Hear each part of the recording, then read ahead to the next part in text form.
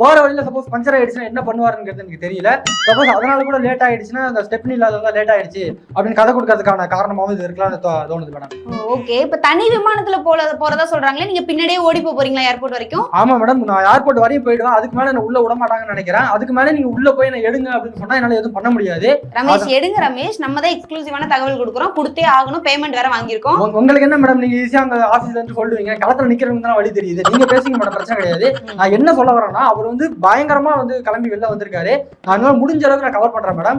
அவர் அங்க போய் என்ன பேச போறாருங்கிறதா இங்க மக்களோட ஆவலாவே இருக்கு மேடம். இப்ப வீட்டுக்கு முன்னாடி கிட்டத்தட்ட ஒரு 500 பேருக்கு மேல ஃபுல்லா அணில் குஞ்சுசா இருக்கு மேடம். அதனால வந்து அவங்களை கட்டுப்படுத்துறதுக்காக போலீசார் வந்து நிறைய போடப்பட்டிருக்கு.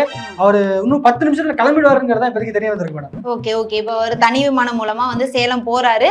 நம்ம சேலத்துல இருக்கிற நீங்க அப்படியே இனிப்புல இருங்க ரமேஷ், எங்கேயும் போயிடாதீங்க. அவர் வந்து தனி விமானம் மூலமா போனாலும் போட்டோம், ஆனா நீங்க வீட்டையே காமிச்சிட்டு இருங்க எக்ஸ்க்ளூசிவா, ஓகேவா? கண்டிப்பா கண்டிப்பா. இன்னொரு நிருபர் வந்து சீலநாயக்கன்பட்டியில காத்து இருக்காரு, அவர் கூட நம்ம இணையலாம்.